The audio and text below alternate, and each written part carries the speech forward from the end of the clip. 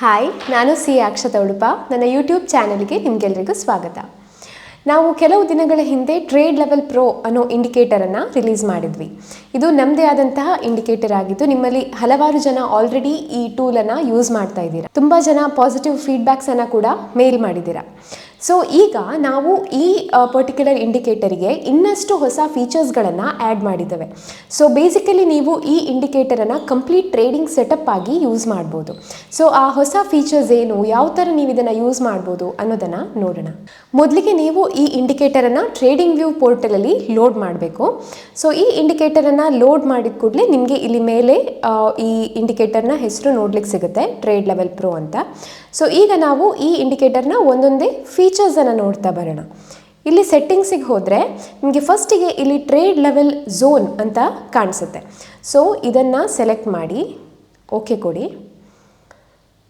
So ಇಲ್ಲಿ ನಾನು Nifty ಚಾರ್ಟನ್ನು ತಗೊಂಡಿದ್ದೇನೆ. ನೀವು ಈ ಇಂಡಿಕೇಟರನ್ನು ನಿಫ್ಟಿಗಿರ್ಬೋದು, ಬ್ಯಾಂಕ್ ನಿಫ್ಟಿಗಿರ್ಬೋದು, ಸ್ಟಾಕಿಗಿರ್ಬೋದು ಅಥವಾ ಕ್ರಿಪ್ಟೋಸಿಗೆ ಕೂಡ ಯೂಸ್ ಮಾಡ್ಬೋದು.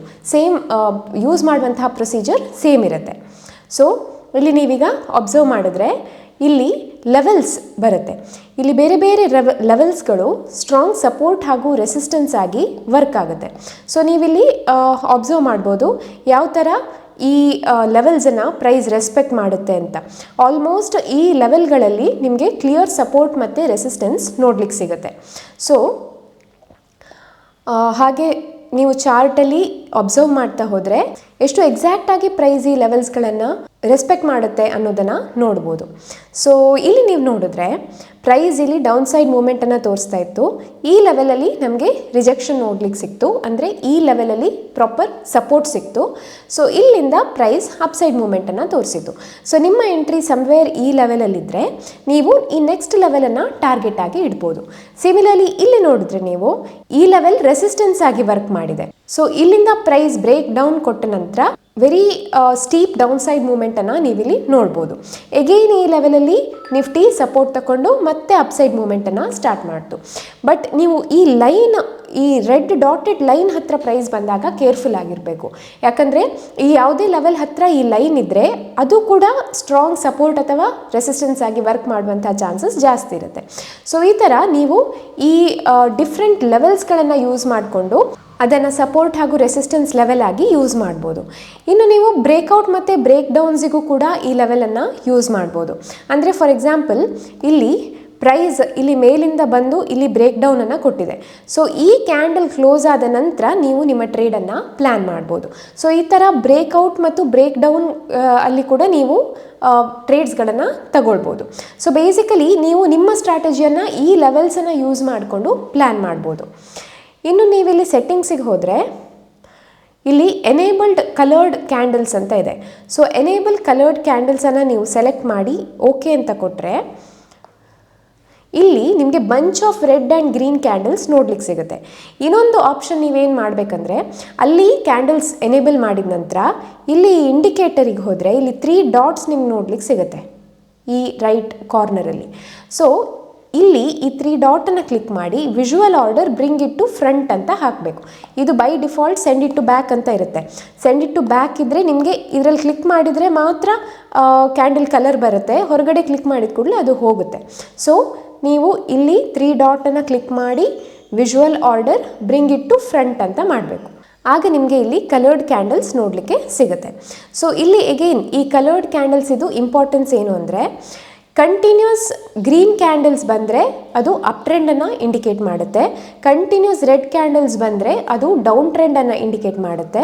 ಅದೇ ರೀತಿ ನಿಮಗೆ ಈ ಯೆಲ್ಲೋ ಕ್ಯಾಂಡಲ್ಸ್ ನೋಡ್ಲಿಕ್ಕೆ ಸಿಕ್ಕಿದ್ರೆ ಕಂಟಿನ್ಯೂಸ್ ಆಗಿ ಅದು ಟ್ರೆಂಡ್ ರಿವರ್ಸಲ್ ಅಥವಾ ರೇಂಜ್ ಬೌಂಡ್ ಝೋನನ್ನು ಇಂಡಿಕೇಟ್ ಮಾಡುತ್ತೆ. ಸೊ ನೀವು ನಿಮ್ಮ ಸ್ಟ್ರಾಟಜಿ ಪ್ರಕಾರ ಫಾರ್ ಎಕ್ಸಾಂಪಲ್ ಇಲ್ಲಿ ನಿಮಗೆ ಎಂಟ್ರಿ ಆಪರ್ಚುನಿಟಿ ಬಂತು ಅನ್ನೋದಾದರೆ ನೀವು ಈ ಕ್ಯಾಂಡಲ್ ಕಲರನ್ನು ಚೆಕ್ ಮಾಡಿಕೊಂಡು ಅದು ಗ್ರೀನ್ ಇದ್ದರೆ ನೀವು ಬೈಯಿಂಗ್ ಆಪರ್ಚುನಿಟಿಯನ್ನು ನೋಡ್ಬೋದು. ಅದೇ ನಿಮಗೆ ನಿಮ್ಮ ಸ್ಟ್ರಾಟಜಿ ಪ್ರಕಾರ ಇಲ್ಲಿ ಸೆಲ್ ಬಂದರೆ ಇಲ್ಲಿ ನೀವು ನೋಡಿದ್ರೆ ಕ್ಯಾಂಡಲ್ಸ್ ಕೂಡ ಕಂಟಿನ್ಯೂಸ್ ಆಗಿ ರೆಡ್ ಇದೆ. ಸೊ ನೀವು ಎಂಟ್ರಿಯನ್ನು ತಗೊಳ್ಬೋದು. ಅದೇ ನಿಮಗೆ ಇಲ್ಲೆಲ್ಲೋ ಒಂದು ಕಡೆ ಎಂಟ್ರಿ ಆಪರ್ಚುನಿಟಿ ಬಂದರೆ ಫಾರ್ ಎಕ್ಸಾಂಪಲ್ ನೀವು ಈ ಝೋನ್ಸನ್ನೇ ಇಟ್ಕೊಂಡು ಇಲ್ಲಿ ನಾವು ರೆಸಿಸ್ಟೆನ್ಸನ್ನು ನೋಡಿದ್ವಿ.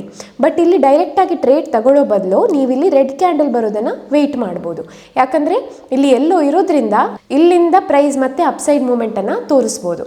ಹಾಗಾಗಿ ನಿಮಗೆ ಎಂಟ್ರಿ ಎಂಟ್ರಿ ಆಪರ್ಚುನಿಟಿ ಸಿಕ್ಕಿದಾಗ ನೀವು ಈ ಕ್ಯಾಂಡಲ್ನ ಕಲರ್ಸನ್ನು ನೋಡಿಕೊಂಡು ನಿಮ್ಮ ಟ್ರೇಡ್ಸನ್ನು ಪ್ಲ್ಯಾನ್ ಮಾಡ್ಬೋದು. ಸೊ ಇದೊಂದು ಎಕ್ಸ್ಟ್ರಾ ಕನ್ಫರ್ಮೇಷನ್ ಆಗಿ ಕೂಡ ವರ್ಕ್ ಆಗುತ್ತೆ. ಸೊ ನೆಕ್ಸ್ಟ್ ಸೆಟ್ಟಿಂಗ್ಸನ್ನು ನೋಡಿದ್ರೆ ಇಲ್ಲಿ ಶೋ ಲೆವೆಲ್ ಲೇಬಲ್ಸ್ ಅಂತ ಇದೆ. ಸೊ ನೀವು ಇದನ್ನು ಸೆಲೆಕ್ಟ್ ಮಾಡಿದ್ರೆ ಇಲ್ಲಿ ನೀವು ನೋಡ್ಬೋದು ಡಿಫ್ರೆಂಟ್ ಲೆವೆಲ್ಸಿಗೆ ನಿಮಗಿಲ್ಲಿ ಡಿಫ್ರೆಂಟ್ ಲೇಬಲ್ ನೇಮ್ಸ್ ನೋಡ್ಲಿಕ್ಕೆ ಸಿಗುತ್ತೆ. ನೆಕ್ಸ್ಟ್ ನಿಮಗಿಲ್ಲಿ ಶೋ ಟ್ರೆಂಡ್ ರಿಬ್ಬನ್ ಅಂತ ಇದೆ. ಸೊ ನೀವು ಇದನ್ನು ಸೆಲೆಕ್ಟ್ ಮಾಡಿದ್ರೆ ನಿಮಗೆ ಚಾರ್ಟಲ್ಲಿ ರಿಬ್ಬನ್ ನೋಡ್ಲಿಕ್ಕೆ ಸಿಗುತ್ತೆ. ಇಲ್ಲಿ ನೀವು ಅಬ್ಸರ್ವ್ ಮಾಡ್ಬೋದು, ಈ ರಿಬ್ಬನಲ್ಲಿ ಇಲ್ಲಿ ಕಂಟಿನ್ಯೂ ರೆಡ್ ಇದೆ. ಸೊ ಈ ಥರ ರೆಡ್ ರಿಬ್ಬನ್ ಇದ್ದಾಗ ಅದು ಡೌನ್ ಟ್ರೆಂಡನ್ನು ಇಂಡಿಕೇಟ್ ಮಾಡುತ್ತೆ. ಈ ಥರ ಕಂಟಿನ್ಯೂಸ್ ಗ್ರೀನ್ ರಿಬ್ಬನ್ ಇದ್ದಾಗ ಅದು ಅಪ್ ಟ್ರೆಂಡನ್ನು ಇಂಡಿಕೇಟ್ ಮಾಡುತ್ತೆ. ಸೊ ಇದನ್ನು ಕೂಡ ನೀವು ಡಿಫ್ರೆಂಟ್ ವೇಯಲ್ಲಿ ಯೂಸ್ ಮಾಡ್ಬೋದು. ಫಾರ್ ಎಕ್ಸಾಂಪಲ್, ನಾವು ಯೂಶ್ವಲಿ ಟ್ರೇಡ್ಸನ್ನು ರಿಟ್ರೇಸ್ಮೆಂಟಲ್ಲಿ ತಗೊಳ್ಬೇಕು, ಕರೆಕ್ಟ್ ಅಲ್ವಾ? ಪ್ರೈಸ್ ಯಾವಾಗ ಡೌನ್ ಬರುತ್ತೆ ಈ ರಿಟ್ರೇಸ್ಮೆಂಟಲ್ಲಿ ನಾವು ಬೈ ಮಾಡಬೇಕಾಗುತ್ತೆ. ಅದೇ ಥರ ಪ್ರೈಸ್ ಈ ಥರ ಡ್ರಾಪ್ ಆಗ್ತಾ ಇದ್ದರೆ ನಾವು ಮತ್ತೆ ಪ್ರೈಸ್ ಈ ಲೆವೆಲಿಗೆ ಈ ಥರ ಬಂದಾಗ ರಿಟ್ರೇಸ್ ಆದಾಗ ನಾವು ಸೆಲ್ಲಿಂಗನ್ನು ಮಾಡಬೇಕಾಗತ್ತೆ. ಸೊ ಇಲ್ಲಿ ಕೂಡ ನೀವು ಸೇಮ್ ಕಾನ್ಸೆಪ್ಟನ್ನು ಅಪ್ಲೈ ಮಾಡ್ಬೋದು. ಅಂದರೆ ಫಾರ್ ಎಕ್ಸಾಂಪಲ್, ಪ್ರೈಸ್ ಈ ಥರ ಅಪ್ಸೈಡ್ ಮೂಮೆಂಟನ್ನು ತೋರಿಸ್ತಾ ಇದ್ದಾಗ ಮತ್ತೆ ಪ್ರೈಸ್ ಈ ರಿಬ್ಬನಿನ ಲೆವೆಲಿಗೆ ಬಂದಾಗ ನಾವು ಬೈಯಿಂಗನ್ನು ಮಾಡ್ಬೋದು. ಅದೇ ಥರ ಸೆಲ್ ಸೈಡ್ ಎಂಟ್ರಿ ಇದ್ದರೂ ಕೂಡ ಹಾಗೆ ಈ ಝೋನ್ ಯಾವಾಗ ರೆಸಿಸ್ಟೆನ್ಸ್ ಆಗಿ ವರ್ಕ್ ಆಗುತ್ತೆ ಆಗ ನೀವು ಟ್ರೇಡನ್ನು ತಗೊಳ್ಬೋದು. ಸೊ ಈ ರಿಬ್ಬನನ್ನು ನೀವು ಸಪೋರ್ಟ್ ಹಾಗೂ ರೆಸಿಸ್ಟೆನ್ಸ್ ಆಗಿ ಕೂಡ ಯೂಸ್ ಮಾಡ್ಬೋದು.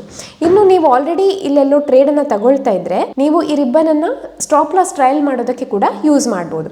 ಅಂದರೆ ನಮ್ಮ ಪೊಸಿಷನನ್ನು ನಾವು ನೆಕ್ಸ್ಟ್ ಈ ರಿಬ್ಬನ್ ಗ್ರೀನ್ ಟರ್ನ್ ಆಗುವ ತನಕ ಇಟ್ಕೊಂಡು ಅಲ್ಲಿ ನಾವು ಎಕ್ಸಿಟ್ ಆಗ್ಬೋದು. ಇಲ್ಲಿ ನಾವು ಬೈ ಮಾಡಿದ್ರೆ ನೀವು ಇದನ್ನು ಟ್ರೈಲ್ ಮಾಡ್ತಾ ಹೋಗ್ಬೋದು. ಯಾವಾಗ ರಿಬ್ಬನ್ ರೆಡ್ ಆಗುತ್ತೋ ಆಗ ನೀವು ಎಕ್ಸಿಟ್ ಆಗ್ಬೋದು. ಸೊ ಇದನ್ನು ನೀವು ಎಂಟ್ರಿಗೂ ಯೂಸ್ ಮಾಡ್ಬೋದು ಅಥವಾ ಸ್ಟಾಪ್ ಲಾಸ್ ಇಡೋದಕ್ಕೆ ಕೂಡ ನೀವು ಇದನ್ನು ಯೂಸ್ ಮಾಡ್ಬೋದು. ಅದೇ ನೀವು ಈ ರಿಬ್ಬನನ್ನು ಈ ಲೆವೆಲ್ಸ್ ಜೊತೆಗೆ ಮರ್ಜ್ ಮಾಡಿ ಕೂಡ ಬೇರೆ ಸ್ಟ್ರಾಟಜಿಯನ್ನು ಮಾಡ್ಬೋದು. ಈಗ ನೀವಿಲ್ಲಿ ನೋಡಿದ್ರೆ ಈ ರಿಬ್ಬನ್ ಜೊತೆಗೆ ಲೆವೆಲ್ಸ್ ಕೂಡ ಬಂತು. ಸೊ ನೀವು ಪ್ರತಿ ಎಂಟ್ರಿಯನ್ನು ತಗೊಳ್ಳುವಾಗ ಈ ಲೆವೆಲ್ ಮತ್ತು ಈ ರಿಬ್ಬನ್ನ ಕಾಂಬಿನೇಷನಲ್ಲಿ ನೀವು ಟ್ರೇಡ್ಸನ್ನು ಪ್ಲ್ಯಾನ್ ಮಾಡ್ಬೋದು. ಫಾರ್ ಎಕ್ಸಾಂಪಲ್, ನೀವು ಇಲ್ಲಿ ಅಬ್ಸರ್ವ್ ಮಾಡ್ಬೋದು, ಇಲ್ಲಿ ಈ ರಿಬ್ಬನಿಂದ ಬ್ರೇಕ್ ಡೌನ್ ಆಗಿದೆ. ಬಟ್ ನೀವು ಇಲ್ಲಿ ನೋಡ್ಬೋದು ಇಲ್ಲೊಂದು ಸ್ಟ್ರಾಂಗ್ ಲೆವೆಲ್ ಕೂಡ ಇದೆ. ಸೊ ಯಾವಾಗ ಪ್ರೈಸ್ ಬೋತ್ ಈ ರಿಬ್ಬನನ್ನು ಬ್ರೇಕ್ ಡೌನ್ ಆಗಿ ಈ ಲೆವೆಲನ್ನು ಕೂಡ ಬ್ರೇಕ್ ಡೌನ್ ಆಗುತ್ತೋ ಅಲ್ಲಿ ನೀವು ಟ್ರೇಡನ್ನು ತಗೊಳ್ಬೋದು. ಸೊ ಈ ಥರ ನೀವು ಕಂಬೈನ್ ಕೂಡ ಮಾಡ್ಬೋದು. ಇನ್ನು ಇಲ್ಲಿರುವಂತಹ next feature swing setup. So ಇಲ್ಲಿ ಎನೇಬಲ್ ಸ್ವಿಂಗ್ ಸೆಟಪ್ ಅಂತ ಕೊಟ್ಟು ಓಕೆ ಕೊಡಿ. ಹಾಗೆ ನಮಗೆ ಈಗ ಈ ರಿಬ್ಬನ್ ಬೇಡ. ಸೊ ಈ ರಿಬ್ಬನನ್ನು ನೀವು ಅನ್ಚೆಕ್ ಮಾಡಿ. ಸೊ ನಾನಿಲ್ಲಿ ಒಂದು ಸ್ಟಾಕನ್ನು ತಗೊಂಡು ಎಕ್ಸಾಂಪಲನ್ನು ತೋರಿಸ್ತೇನೆ. ಇಲ್ಲಿ ನೀವು ಡೈಲಿ ಟೈಮ್ ಫ್ರೇಮನ್ನು ಯೂಸ್ ಮಾಡಬೇಕು. ನೀವು ಸ್ವಿಂಗಿಗೆ ಡೈಲಿ ಅಥವಾ 4 ಅವರ್ಸ್ ಅಥವಾ 6 ಅವರ್ಸನ್ನು ಯೂಸ್ ಮಾಡಬೇಕಾಗತ್ತೆ. ಸೊ ಈಗ ಡೈಲಿ ಟೈಮ್ ಫ್ರೇಮಲ್ಲಿ ನೀವು ಇಲ್ಲಿ ಸ್ವಿಂಗ್ ಸೆಟಪ್ಪನ್ನು ಆನ್ ಮಾಡಬೇಕು, ಎನೇಬಲ್ ಸ್ವಿಂಗ್ ಸೆಟಪ್. ಸೊ ಈಗ ನೀವು ನೋಡಿದ್ರೆ ಇಲ್ಲಿ ನಿಮಗೆ ಸಿಗ್ನಲ್ ಬಂದಿದೆ. ಸೊ ನಮಗೆ ಇಲ್ಲಿ ಈ ಕ್ಯಾಂಡಲಲ್ಲಿ ಈಗ ಸಿಗ್ನಲ್ ಬಂದ ಕೂಡಲೇ ನಾವು ನೆಕ್ಸ್ಟ್ ಡೇ ವೆಯ್ಟ್ ಮಾಡಿ ಈ ಸಿಗ್ನಲ್ ಕ್ಯಾಂಡಲಿನ ಹೈ ಬ್ರೇಕ್ ಆದ ನಂತರ ನಾವು ಟ್ರೇಡನ್ನು ತಗೊಳ್ಬೋದು. ಸೊ ಸಮ್ವೇರ್ ಇಲ್ಲಿ ನಾವು ಟ್ರೇಡನ್ನು ತಗೊಂಡ್ರೆ ನಾವು ನೆಕ್ಸ್ಟ್ ನಮಗೆ ಸಿಗ್ನಲ್ ಬರುವ ತನಕ ಈ ಟ್ರೇಡನ್ನು ಹೋಲ್ಡ್ ಮಾಡ್ಬೋದು. ಅಂದರೆ ನೀವಿಲ್ಲಿ ನೋಡಿದ್ರೆ ಸಿಗ್ನಲ್ ಈ ಪಾಯಿಂಟಲ್ಲಿ ಬಂದಿದೆ. ಸೊ ಇಲ್ಲಿ ತನಕ ನೀವು ಈ ಟ್ರೇಡನ್ನು ಹೋಲ್ಡ್ ಮಾಡ್ಬೋದು.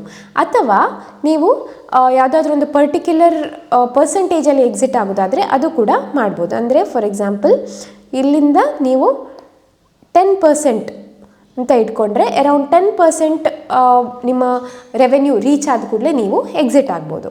ಇನ್ನು ನಿಮಗೆ ಇದರಲ್ಲೇ ಇನ್ನೊಂದು ಸೆಟ್ಟಿಂಗ್ ಇದೆ. ನೀವಿಲ್ಲಿ ಸ್ವಿಂಗ್ ಸೆಟಪ್ಪನ್ನು ಎನೇಬಲ್ ಮಾಡಿದ ನಂತರ show swing high low lines ಇದನ್ನು ಕೂಡ ಎನೇಬಲ್ ಮಾಡಿದರೆ ನಿಮಗೆ ಇಲ್ಲಿ ಪ್ರೀವಿಯಸ್ ಸ್ವಿಂಗ್ ಹೈ ಅನ್ನೋದು ತೋರಿಸುತ್ತೆ. ಸೊ ಇಲ್ಲಿ ನಿಮಗೆ ಪ್ರೀವಿಯಸ್ ಸ್ವಿಂಗ್ ಹೈ ಇದೆ. ಸೊ ಇಲ್ಲಿ ನೀವು ಎಂಟ್ರಿಯನ್ನು ತಗೊಂಡ್ರೆ ಇಲ್ಲಿ ನೀವು ಎಕ್ಸಿಟ್ ಆಗ್ಬೋದು. ಸೊ ಈ ಥರ ನೀವು ಬೇರೆ ಬೇರೆ ವೇಸಲ್ಲಿ ಎಕ್ಸಿಟ್ ಆಗ್ಬೋದು. ನಿಮಗೆ ಎಂಟ್ರಿ ತಗೊಂಡ್ಮೇಲೆ ನೆಕ್ಸ್ಟ್ ಸಿಗ್ನಲ್ ಬರುವ ತನಕ ವೆಯ್ಟ್ ಮಾಡಿ ಎಕ್ಸಿಟ್ ಆಗ್ಬೋದು. ಅಥವಾ ನೀವು ಈ ಪ್ರೀವಿಯಸ್ ಸ್ವಿಂಗ್ ಹೈಯನ್ನು ಕೂಡ ಯೂಸ್ ಮಾಡ್ಬೋದು. ಅಥವಾ ನೀವೊಂದು ಫಿಕ್ಸ್ಡ್ ಪರ್ಸೆಂಟೇಜಲ್ಲಿ ಕೂಡ ಎಕ್ಸಿಟನ್ನು ತಗೊಳ್ಬೋದು. ಸೊ ಎಲ್ಲ ಸ್ಟಾಕಲ್ಲಿ ಎಲ್ಲವೂ ವರ್ಕ್ ಆಗೋದಿಲ್ಲ. ನೀವೊಂದು ನಿಫ್ಟಿ 100 ಸ್ಟಾಕ್ಸನ್ನು ಸ್ಕ್ಯಾನ್ ಮಾಡಿ ಅಲ್ಲಿಂದ ಯಾವ ಸ್ಟಾಕ್ಸಲ್ಲಿ ಇದು ಸಿಗ್ನಲ್ಸ್ ಒಳ್ಳೆ ವರ್ಕ್ ಆಗುತ್ತೋ ಅಂಥ ಸ್ಟಾಕನ್ನು ವಾಚ್ ಲಿಸ್ಟಲ್ಲಿ ಇಟ್ಕೊಂಡು ಟ್ರೇಡನ್ನು ತಗೊಳ್ಬೋದು. ನಿಮಗೆ ಆ ಸ್ಟಾಕ್ ಚಾರ್ಟನ್ನು ನೋಡಿದಾಗ ಗೊತ್ತಾಗುತ್ತೆ ಕೆಲವು ಸ್ಟಾಕ್ಗಳಿಗೆ ಇದು ಅಷ್ಟು ಸೂಟ್ ಆಗೋದಿಲ್ಲ. ಅಂಥ ಸ್ಟಾಕ್ಸನ್ನು ನೀವು ಸೆಲೆಕ್ಟ್ ಮಾಡಬಾರ್ದು. ತುಂಬ ರೇಂಜ್ ಬೌಂಡ್ ಆಗಿದ್ದ ಸ್ಟಾಕ್ಗಳಲ್ಲಿ ಇದು ವರ್ಕ್ ಆಗೋದಿಲ್ಲ. ಸೊ ನೀವು ಫಸ್ಟಿಗೆ ನಿಫ್ಟಿ 100 ಸ್ಟಾಕ್ ಈಚ್ ಸ್ಟಾಕನ್ನು ನೋಡಿ ಒಂದಷ್ಟು ಸ್ಟಾಕ್ಸ್ಗಳನ್ನು ಶಾರ್ಟ್ ಲಿಸ್ಟ್ ಮಾಡಿಕೊಂಡು ನಿಮ್ಮ ವಾಚ್ ಲಿಸ್ಟಲ್ಲಿ ಇಟ್ಟರೆ ಈಸಿಲಿ ನಿಮಗೆ ಸಿಗ್ನಲ್ಸನ್ನು ನೋಡಿಕೊಂಡು ಎಂಟ್ರಿಯನ್ನು ಪ್ಲ್ಯಾನ್ ಮಾಡ್ಬೋದು. ಹಾಗೆ ನಿಮಗೆ ಇಲ್ಲಿ ಸಿಗ್ನಲ್ ಪಿರಿಯಡ್ ಮತ್ತು ಸಿಗ್ನಲ್ ಸೆನ್ಸಿಟಿವಿಟಿ ಇದೆ. ಸಿಗ್ನಲ್ ಸೆನ್ಸಿಟಿವಿಟಿ ನೀವು ಕಮ್ಮಿ ಮಾಡಿದಷ್ಟು ನಿಮಗೆ ಸಿಗ್ನಲ್ಸ್ ಹೆಚ್ಚು ಬರುತ್ತೆ. ಸೊ ನೀವು ಅದನ್ನು ನೋಡಿಕೊಂಡು ನಿಮಗೆ ಯಾವ ಥರ ಬೇಕು ಅಂತೇಳಿ ನೋಡಿ ಯಾವುದು ನಿಮಗೆ ಒಳ್ಳೆ ವರ್ಕ್ ಆಗುತ್ತೆ ಅಂತ ನೋಡಿಕೊಂಡು ಇದನ್ನು ಸೆಟ್ ಮಾಡ್ಕೊಳ್ಬೋದು. ನೆಕ್ಸ್ಟ್ ಇದಿಷ್ಟು ಸ್ವಿಂಗ್ ಟ್ರೇಡಿಂಗಿಗೆ. ನೆಕ್ಸ್ಟ್ ನಾವು ಪುನಃ ಇಂಟ್ರಾಡೇ ಟ್ರೇಡಿಂಗಿಗೆ ಬರೋಣ. ಸೊ ಇಲ್ಲಿ ನಾನು ನಿಫ್ಟಿ ಚಾರ್ಟಿಗೆ ಹೋಗ್ತೇನೆ. ಅಗೇನ್ ನಾವು ಇಂಟ್ರಾಡೇಗೆ ಇಲ್ಲಿ 5 ಮಿನಿಟ್ಸ್ ಟೈಮ್ ಫ್ರೇಮನ್ನು ಯೂಸ್ ಮಾಡ್ತಾ ಇದ್ದೇವೆ. ಸೊ ನೆಕ್ಸ್ಟ್ ನೀವು ಇಲ್ಲಿ ನೋಡ್ಬೋದು ಟ್ರೇಡಿಂಗ್ ಸೆಷನ್ ಅಂತ ಇದೆ. ಟ್ರೇಡಿಂಗ್ ಸೆಷನನ್ನು ಯೂಶ್ವಲಿ ನಾವು ಅರೌಂಡ್ 9:18ಗೆ ಇಡ್ತೇವೆ. ಯಾಕಂದರೆ ನಾವು 9:15ಗೆ ಇಟ್ಟಾಗ ಫಸ್ಟ್ ಕ್ಯಾಂಡಲಲ್ಲಿ ನಮಗೆ ಸಿಗ್ನಲ್ ಸಿಕ್ಕಿದರೆ ಅದು ಹೆಚ್ಚಾಗಿ ರಾಂಗ್ ರಿಸಲ್ಟ್ಸನ್ನು ಕೊಡುತ್ತೆ. ಯಾಕಂದರೆ ಅಲ್ಲಿ ಕೆಲವರು ಸ್ಕ್ಯಾಲ್ಪರ್ಸ್ ಎಂಟರ್ ಆಗಿರ್ತಾರೆ, ಪ್ರೀವಿಯಸ್ ಡೇ ಪೊಸಿಷನ್ ಹೋಲ್ಡ್ ಮಾಡಿದವರು ಎಕ್ಸಿಟ್ ಆಗ್ತಾ ಇರ್ತಾರೆ. ಹಾಗಾಗಿ ಯಾವತ್ತು ಫಸ್ಟ್ ಕ್ಯಾಂಡಲನ್ನು ನೀವಿಲ್ಲಿ ಇಡಬಾರ್ದು. ಸೊ ಟ್ರೇಡಿಂಗ್ ಸೆಷನ್ ನೀವು ಯಾವತ್ತು 9:15 ನಂತರ ಇಡಬೇಕು, 9:18 ಆರ್ಸೋ. ಆಗ ನಮಗೆ ಫಸ್ಟ್ ಕ್ಯಾಂಡಲನ್ನು ನಾವು ಅವಾಯ್ಡ್ ಮಾಡ್ಬೋದು. ಸೊ ಇಲ್ಲಿ ಅರೌಂಡ್ 9:18 ಅಂತ ನೀವು ಇಟ್ಟರೆ ಅದರ ನಂತರ ನಿಮಗೆ ಸಿಗ್ನಲ್ಸ್ ಬರಲಿಕ್ಕೆ ಸ್ಟಾರ್ಟ್ ಆಗುತ್ತೆ.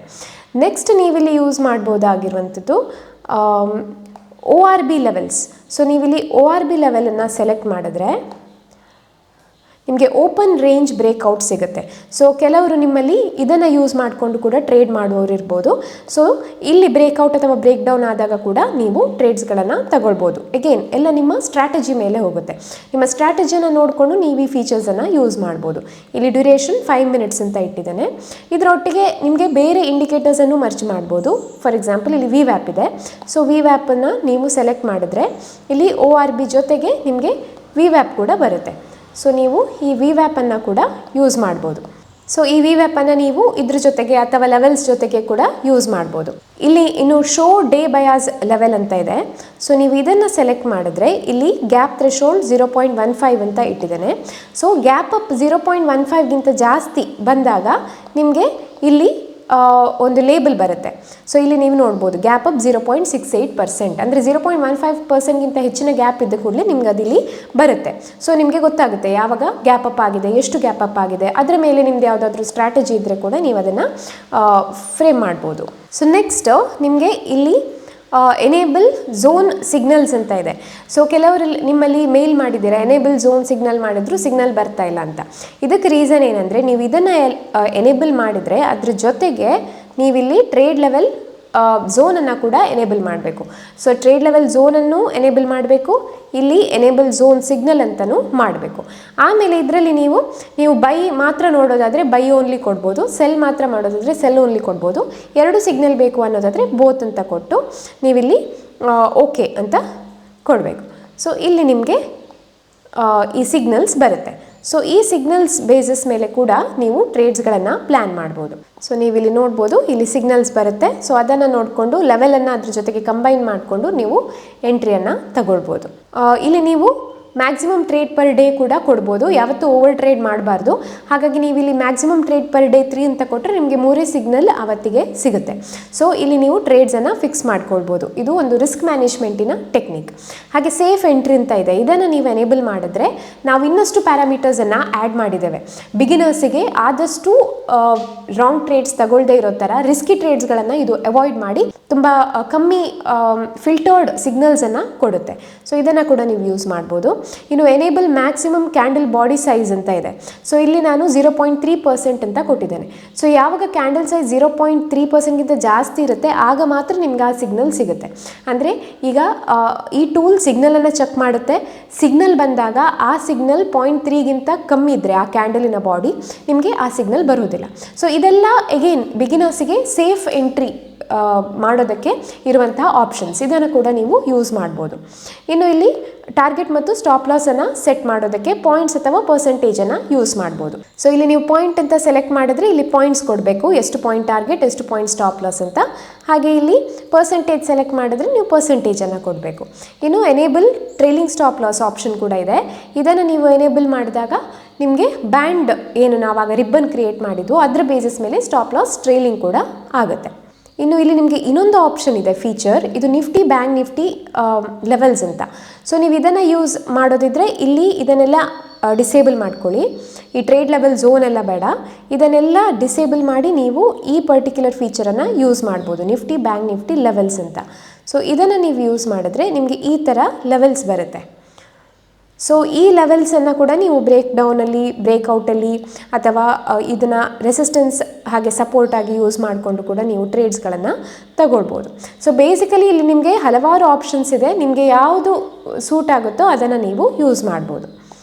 ನೆಕ್ಸ್ಟ್ ನಿಮಗೆ ಇಲ್ಲಿ ಇಂಟ್ರಾಡೇ ಸ್ಕ್ರೀನರ್ ಇದೆ, ಇದನ್ನು ನೀವು ಎನೇಬಲ್ ಮಾಡಿದ್ರೆ ಇಲ್ಲಿ ನಿಮಗೆ ಸ್ಟಾಕ್ಸನ್ನು ಆ್ಯಡ್ ಮಾಡುವ ಆಪ್ಷನ್ ಇದೆ. 10 ಸ್ಟಾಕ್ಸ್ ತನಕ ನೀವು ಇಲ್ಲಿ ಆ್ಯಡ್ ಮಾಡ್ಬೋದು.